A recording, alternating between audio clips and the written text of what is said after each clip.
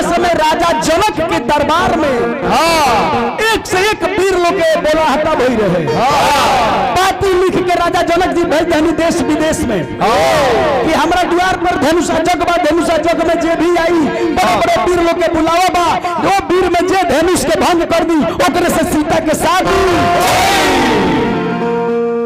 वही समय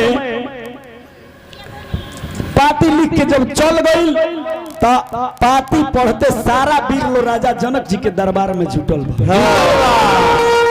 जग के रचना होता कैसे?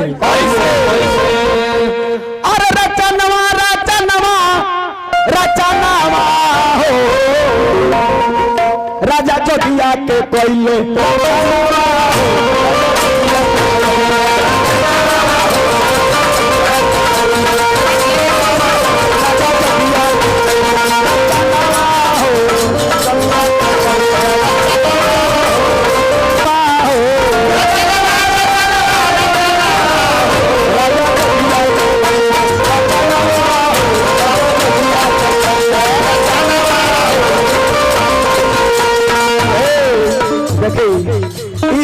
था सारा लोग आराम से देखिए शर्मा परिवार के माध्यम से हाँ जी ये कुलनी ब्यास के मिलेला।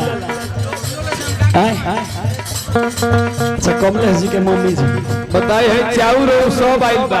हाँ तो लो ना ब्यास के मिलेला, ब्यास के मेहरारू के कपड़ा तो मिलते बा। अब बाबू बेस कम करो, अब ब्यास के काम मिली, ब्यास सीधे अब का चाहे सीधे मिल मार दवा। चली भगवान से शुभकामना खातिर प्रार्थना, दिन दुगुना रात चौगुना खातिर प्रार्थना। कैसे बा कि देश विदेश